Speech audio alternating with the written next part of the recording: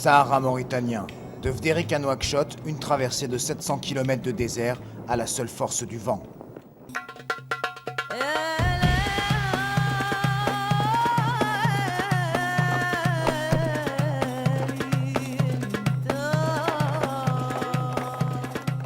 Chars à voile, Spitsail et chars à cerf-volant vont s'affronter sur les terres arides du Sahara. La veille du départ, les 5 concurrents disposent d'une journée pour préparer leur matériel. Pour la première fois, une femme, Florence Bourgnon, va tenter l'aventure. Je suis vraiment contente d'avoir fait le maximum pour être là. Je ne sais pas ce que je vais trouver, mais je suis pas venue chercher quelque chose en particulier. Mais je sais que je vais trouver quelque chose, mais je ne sais pas quoi encore. Pascal Malcoste, recordman de l'épreuve, est là pour défendre son titre, son avantage, l'expérience du terrain. J'ai fait énormément de modifs sur le Spitsail, sur la planche. Maintenant je suis passé en composite. Les derniers matériaux, je crois que c'est bien de pouvoir tester ce type de matériaux dans le désert. Espérons que ça tienne.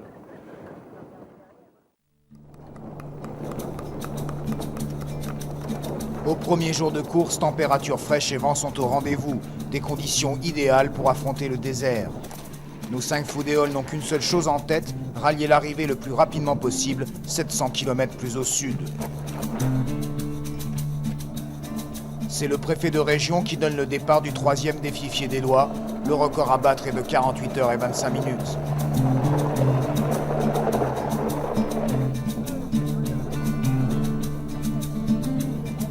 Le défi fiédélois, c'est une folle aventure, un pari insensé. Les règles sont simples, les concurrents disposent de 6 jours maximum pour arriver à Nouakchott. Ils peuvent rouler du matin 7h30 au soir 19h, soit plus de 10 heures par jour sur leur engin.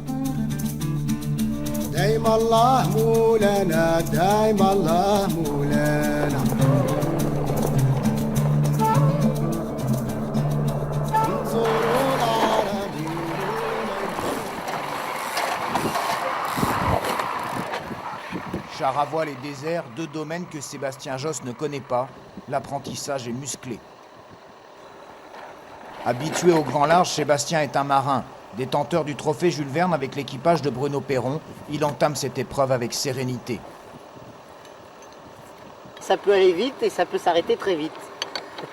Voilà, il y a moins de petites bosses et ça secoue, ça bouge quoi. Mais c'est que le début. Je crois qu'après il y a des dunes, donc ce que je vais essayer c'est de pas crever trop souvent parce que je sais pas si je vais acheter de chambre à air en fait.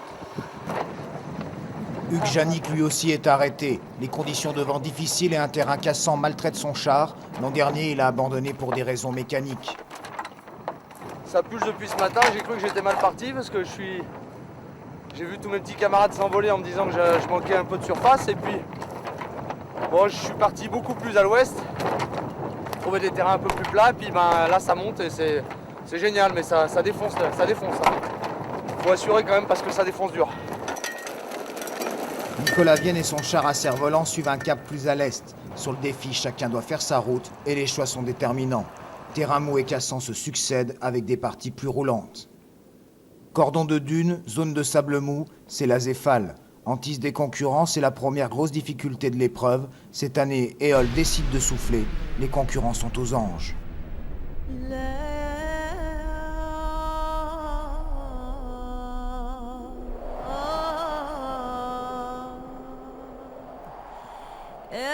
Pour certains comme Hugues Jannick, des pointes à plus de 70 km/h. Mais devant, Sébastien Josse et Pascal Malcoste, plus réguliers, prennent le large et avalent 175 km de piste le premier jour. Pour l'instant, l'Afrique présente sa meilleure face. La magie du désert fait son œuvre.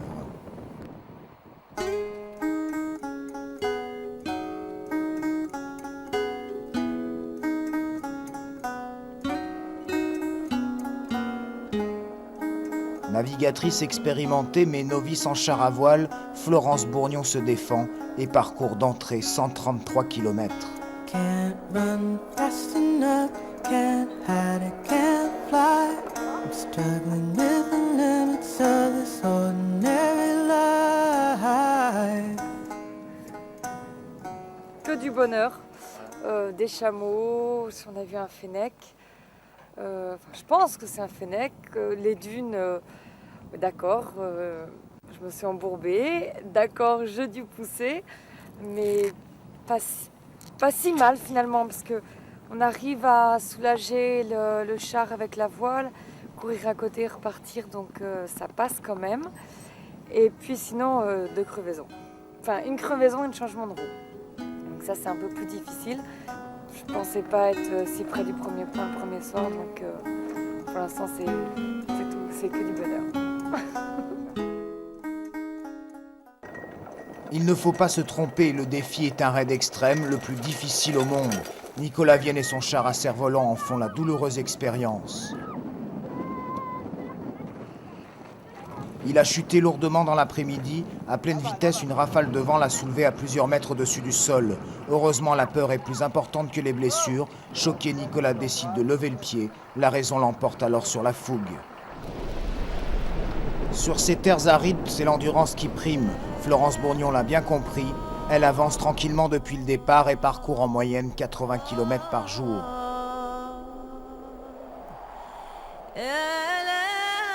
Sébastien Josse et Pascal Malkos forment le groupe de tête.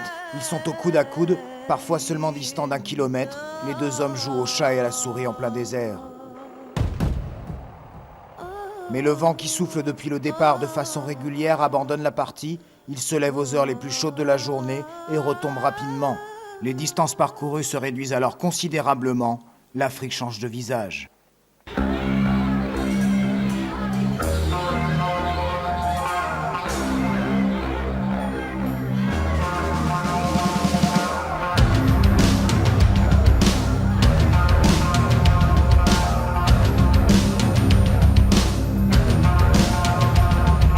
Au 3e jour de course, les températures sont caniculaires. Le thermomètre affiche jusqu'à 65 degrés au soleil.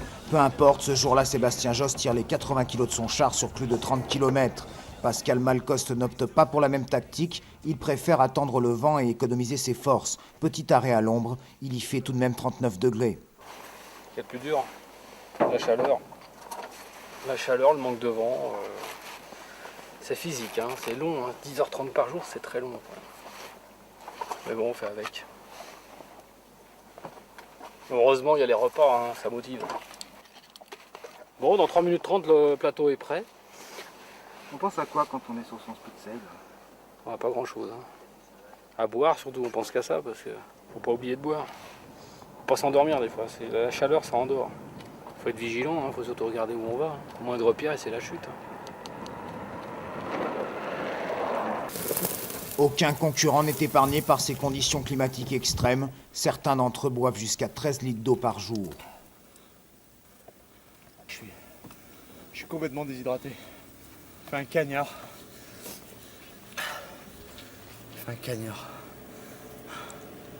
C'est le paradoxe, c'est rouler vite ce matin et être complètement à l'arrêt cet après-midi. Plus de vent, il faut tout de même avancer. Hors de question pour les 3 concurrents du groupe arrière de laisser échapper la victoire. Il faut alors dépasser ses propres limites. Et l'air de rien, on avance. Tout doux, sans forcer.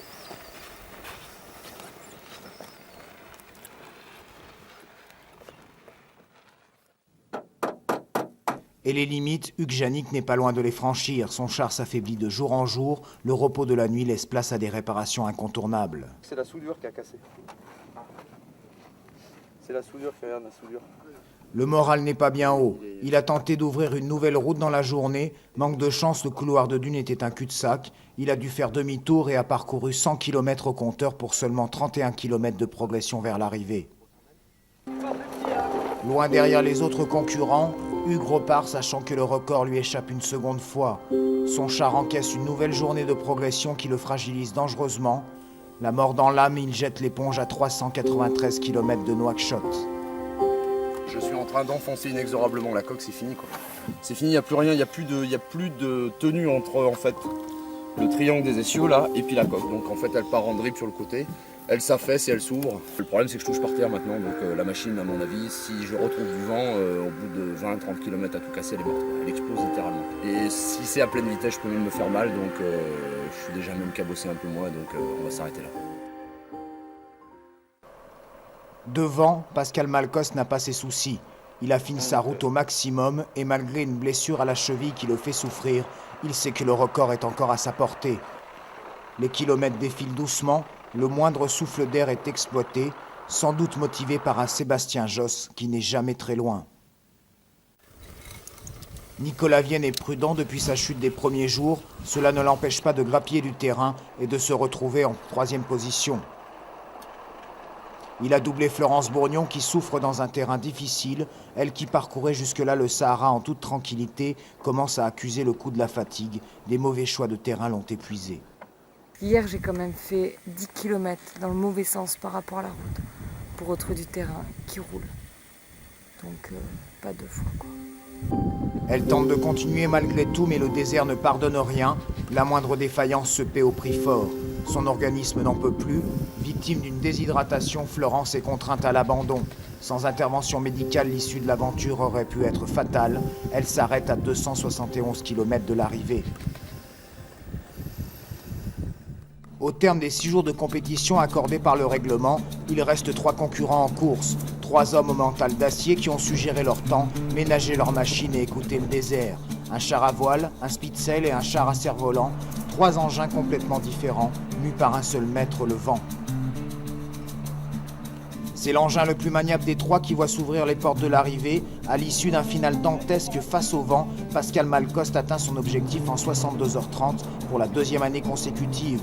Il ne bat pas son record précédent, mais la satisfaction est tout de même là. Pas de record, mais une épreuve encore plus difficile. C'était peut-être plus long, mais beaucoup plus difficile. Bon, le vent irrégulier. Ça a fait un petit peu du yo-yo, mais bon, on est arrivé, je crois que c'est un miracle. Hein. Ça a été juste quand même. Il reste que quelques minutes. Non, satisfait d'être arrivé quand même, mais bon, ça décoiffe. Sébastien Josse finit à 88 km de l'arrivée. Extraordinaire performance pour ce marin qui ne connaissait ni le désert, ni le char à voile avant de participer au défi. Dans les prochaines éditions, il faudra aussi compter avec Nicolas Vienne et son char à cerf-volant. Cette année, il est à moins de 200 km de l'arrivée. Hugues Janik reviendra certainement avec une nouvelle machine. Il a déjà des idées plein la tête. Quant à Florence Bourgnon, elle a étonné tout le monde par ses capacités d'adaptation. Son coup de chaleur des derniers jours n'entame en rien sa volonté de revenir défier le Sahara mauritanien.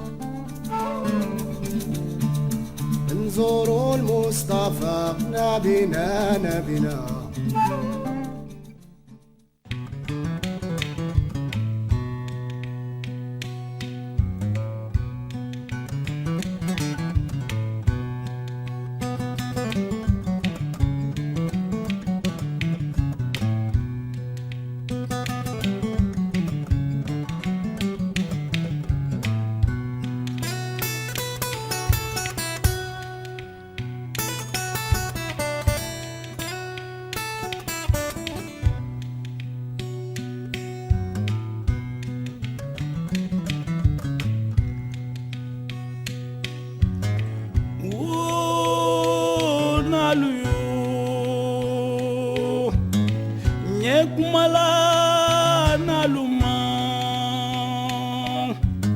nye kumala naluma.